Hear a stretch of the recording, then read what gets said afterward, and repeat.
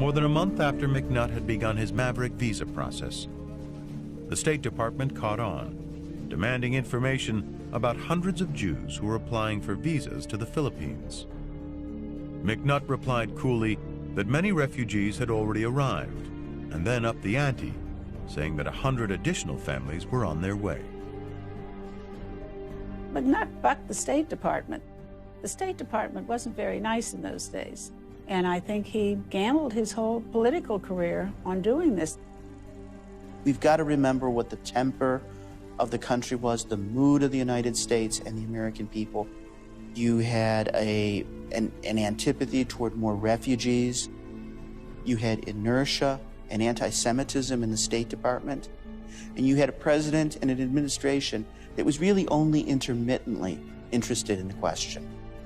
The U.S. Secretary of State pointedly warned the Philippine government that they still had to abide by U.S. immigration policy. But Quezon and McNutt stayed resolute. And while this bureaucratic battle raged, desperate passengers fleeing Europe on the SS St. Louis were denied entry to Cuba, the United States, and Canada. They were forced back to an uncertain future in Europe, a Europe where the systematic murder of millions began with the invasion of Poland in 1939.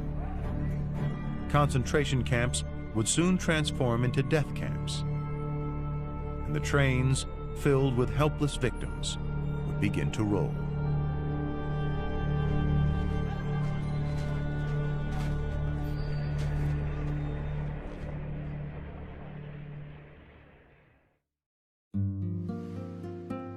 Manila is this city at the bottom of like a U-shaped bay, Manila Bay. And at the end of the bay, the two arms, one was called Bataan, and there was an island there called Corregidor, which was like the cork in the bottle. On Manila side, there was a beautiful drive called Dewey Boulevard. And on the shore side, there were the magnificent hotels. Fancy Manila Hotel was the big one. But anybody could walk on Dewey Boulevard, watch the sunset. And if you've never seen a sunset in the tropics, it's absolutely incredible. We arrived on Hitler's birthday, April 20th, 5 days before my 13th birthday.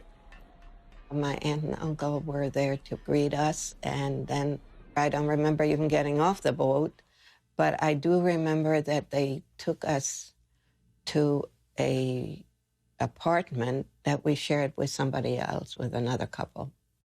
In Manila, a man in a white sharkskin suit came on board and welcomed my parents, and that happened to be Mr. Alex Frieder. We had open house for the refugees every Friday night, and the table was piled high with fried chicken and orchids from the garden. Every Frieder brother knew that he had three duties when it was his turn in Manila. Number one was to be the president of the synagogue. Number two was to run the business. And number three was to get the Jews out of Germany. They ran Manila's Jewish refugee community, making life and death decisions with just the power of persuasion and a reputation for integrity. The Frieders would say to my father, oh, you know, you have to take care of these people, and are you coming in with us or whatever, probably over a poker game? And my dad said, of course, you know, and he would naturally help out. That's just the way they did it, by word of mouth. The emigres, struggling to earn a living in a strange new land, became quite creative. My mother supplemented the income by taking in boarders. And the interesting part about that was in Europe, my mother never went into the kitchen or cooked or anything because they had a cook, they had a maid. My father opened a meat market, and my mom worked. In fact, she delivered meat to the friends by carrying the bags and walking maybe 2 or 3 miles a day. My father found a job almost immediately, and my mother, I don't know when she started, but she was a governess to a small American boy. The half-dozen families in the Jewish community who could afford it were donating a portion of their income every month. Their donations were as high as $2,500. That would be almost $40,000 today. But it wasn't enough. Back in the States, the Frieders continued to raise funds from Jewish refugee agencies to support the growing rescue operations. In Manila, they ran 5 community houses where refugees would share expenses. And there were a number of families in there before they settled anywhere in the city who were living in, I think it was a large room, and we slept in a room that was divided up by bed sheets. The pressure became pretty bad, and people were fighting with each other, fighting over there was a common kitchen, over whose stuff in the kitchen had been touched by who, and whose kid did this to whom. I remember the adults got into it one day, and they were fist fighting, and they were beating each other up, and I ran away. You don't get that from one day to the next out of your system, that all of a sudden you are nobody. And while this new life may have been difficult for the adults, for the children, it was an adventure. One time, my mother and my sister and I went hiking, and we strayed a little bit far out, and the natives in that area that were called Igorots. And we came to an Igorot village where on the fence, on the gate, they had a couple of heads. So they were still headhunters. We turned around quickly. Harry Brower, who was one of my dad's best friends growing up, they were so close that Uncle Harry used to sleep over in the palace. I led this strange life, you know. I lived in a small house. My parents were running a little restaurant. And every Saturday, a chauffeured limousine came and picked me up and took me to Malacañang Palace. I remember the papaya trees. The marvel of the papaya tree is that it's a tall tree, but it's flat. It's not flat, it's angled. So the adventure of climbing up with your friends on a papaya tree, that was fun.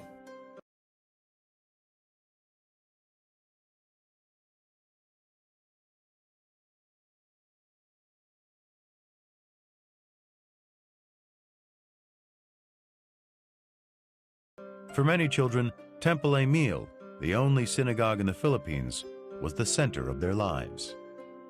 The Jewish community was a cohesive community, and we all got involved in a synagogue and in the Jewish community, per se. So we all got to know each other. The children of the refugees were doing a Purim play.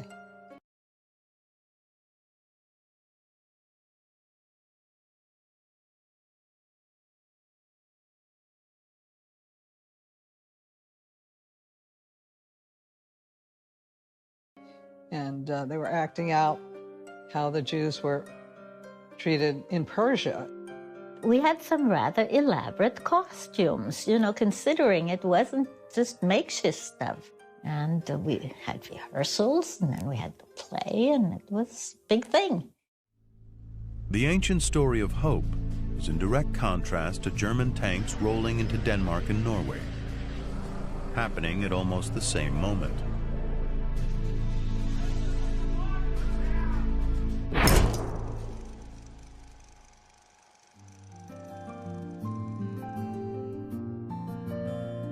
As the number of refugees swelled, President Quezon donated a portion of his country estate for a community house.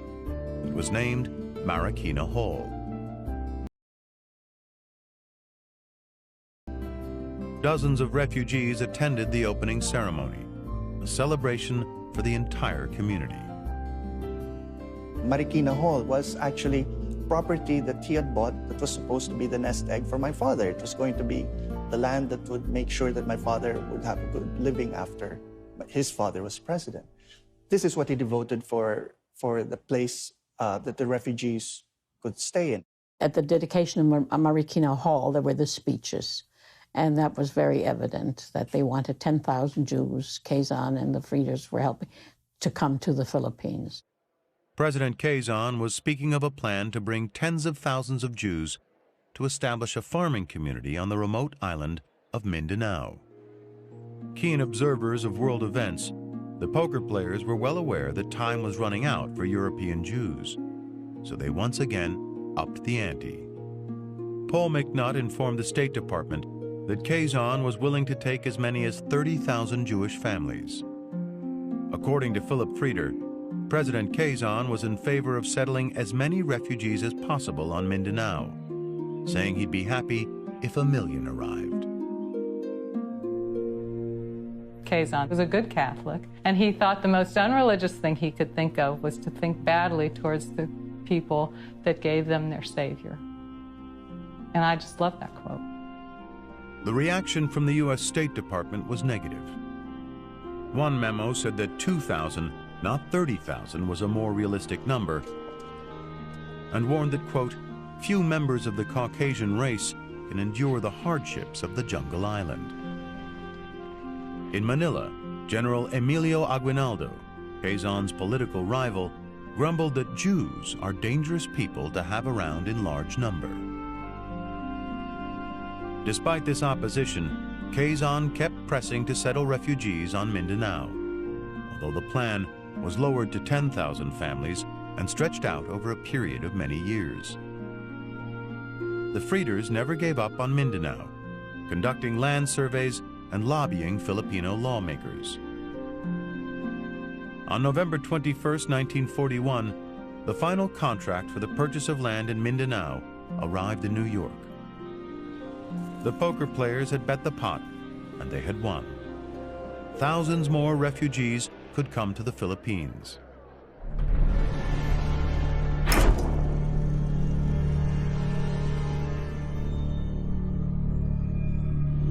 But circumstances quickly changed everything. Days later, all attempts at rescue and relocation ended as Japanese warplanes attacked Pearl Harbor. Within hours, Japanese bombers also appeared over Manila. And the bomb attacks continued even after MacArthur pulled the American troops out of Manila and declared it an open city. It was an attack that many Americans had dreaded.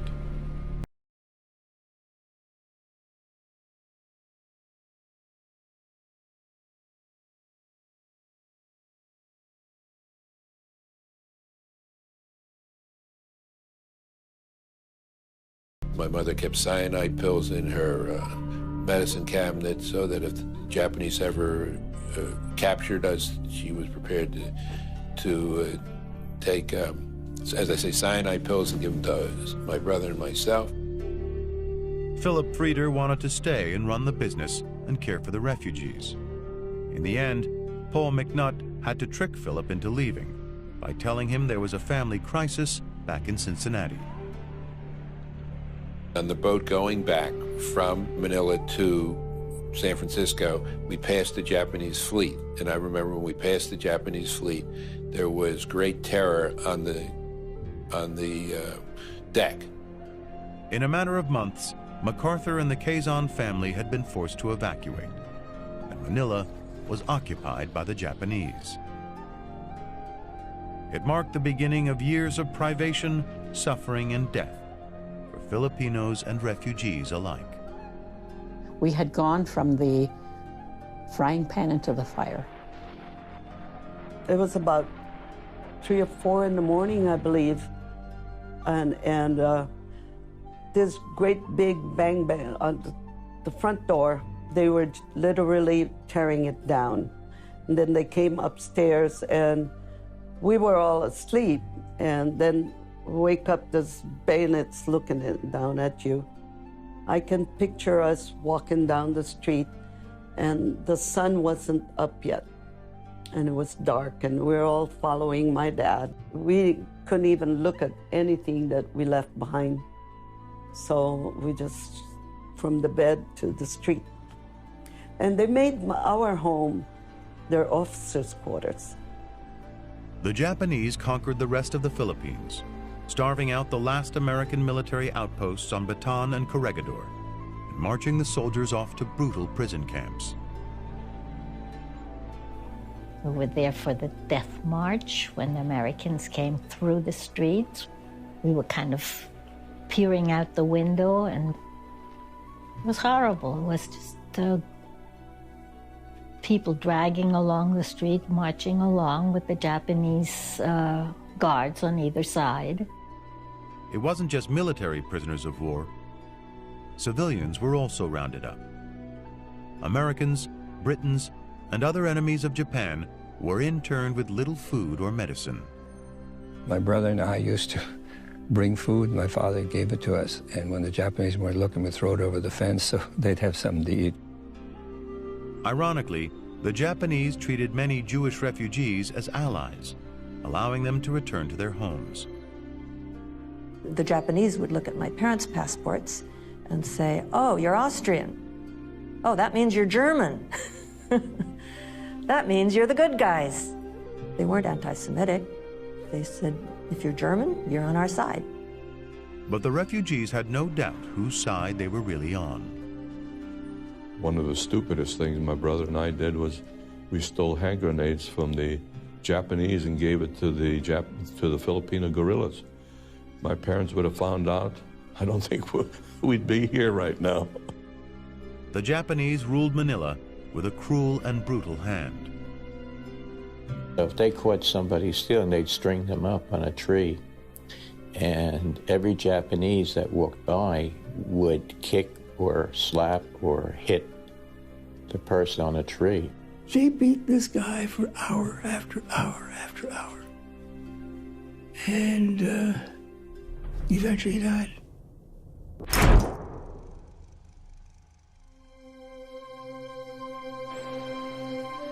After almost 3 long years of Japanese occupation, General MacArthur made good on his promise to return and liberate the Philippines. I recall very vividly at one time, one of the pursuit planes was flying down quite low, and I was on the street in front of my house, and apparently the pilot saw, and he did a 360 and flew back and dropped a Hershey candy bar to me.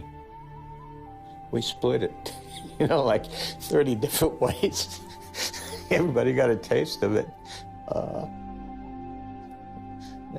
It was great because it was one step closer to liberation, But the war was not over, and despite MacArthur's return, the worst was yet to come. Japanese Supreme Command issued orders to kill or burn everything in their path as they retreated from Manila. You could see Manila burning for a whole week. And it was so bright, and it never died for a whole week or so. The fires were just burning and burning and burning. And we were right in the middle of it. The horror of being caught between 2 armies seemed like it would go on forever.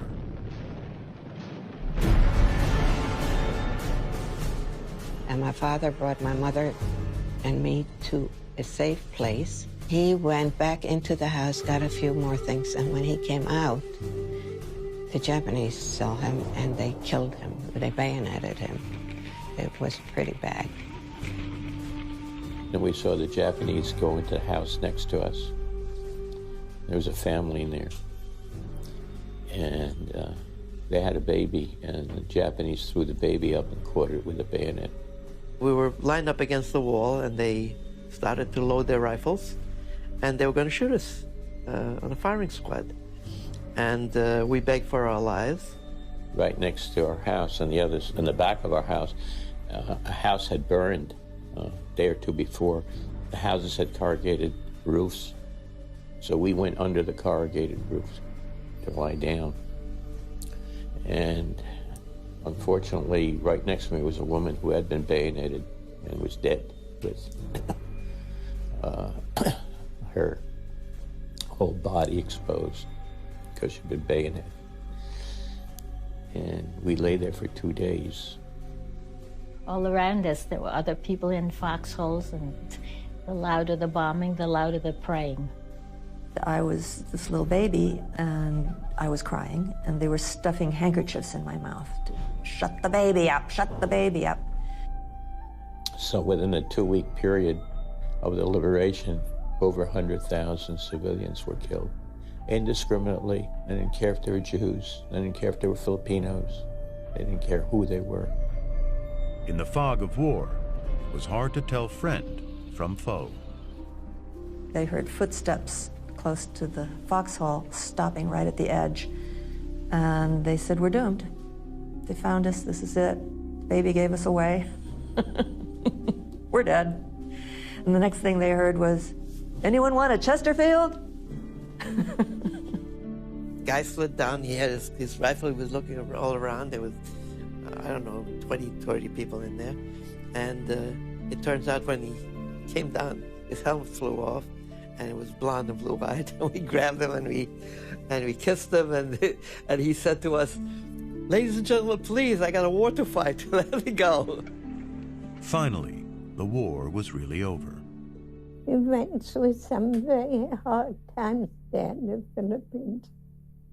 There was no picnic there. But as you see, we survived.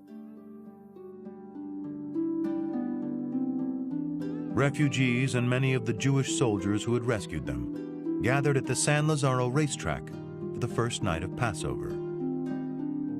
It was a wonderful experience.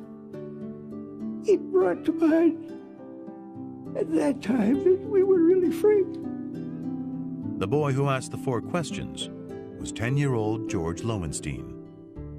What was it like? I mean, when you look over the vastness of all these soldiers in the stands, it's awesome. It's also great seeing the American flag fly again. So, rather than the rising sun, the red ball against the white background. So that was very impressive to see the stars and stripes. Still is impressive. By September 1945, Japan had surrendered and thousands gathered in Manila to celebrate the high holidays. American GIs rebuilt Temple Emil, which had been destroyed by the Japanese. Fittingly, the fundraising for the new temple began with a ceremony on November 9th, 1945, the anniversary of Kristallnacht.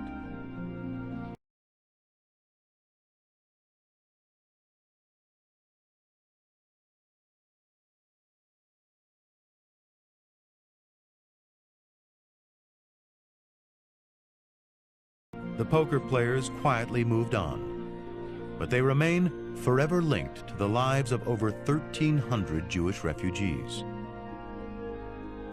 The Frieders' cigar factories had been leveled, and the Frieder brothers began the task of rebuilding the family business back in the States. Paul McNutt returned to Manila and lowered the American flag on the day the Philippines gained independence. Dwight Eisenhower, now the Supreme Commander of NATO, made a low-key inspection to the ruins of the city where he had spent so many years. Manuel Quezon died in exile in the United States. He never got to see the Philippine independence which he had fought so hard for, but his accomplishments live on. Most Filipinos are familiar with Schindler's List. Very few Filipinos know that Quezon was in his own way a kind of Schindler. And it has come out, and I think people have been proud of that. There were good people. There were people that were saved. You have to give thanks to those people. What the Frieders created was an opportunity to escape, but an opportunity also to live and to develop and created a future for so many. It's one thing to sit around a card table and talk about a worrisome situation, even a dire situation. It's quite another to actually take some action. And I think that's why this is a story for all time. It would be much simpler to understand, okay, the Frieders somehow put up money and figured out a way to get visas and did it. Or simpler to understand Quezon somehow acting on his own, having this epiphany of helping somebody and, doing it. But the fact that, he is a Catholic and McNutt is a Protestant and the Frieders as Jews, come together, make it even more rich and interesting and incredible that it happened. In that historical moment, they were heroes, but they don't necessarily see themselves as heroes. It looks like they were just doing the right thing, and they responded to a crisis in the right way, regardless of the fact that it wasn't necessarily great for their careers as a president or as a representative of the military, or even for a career as a cigar maker. Somebody has to take a risk. Somebody has to put their values on the line and say, we're going to do it. To me, Hitler lost 2 wars. He lost the regular war, and he lost the war against the Jews. At the Open Doors Monument in Israel are written the words of President Manuel Quezon. It is my hope, and indeed my expectation, that the people of the Philippines will have in the future every reason to be glad that when the time of need came, their country was willing to extend a hand of welcome.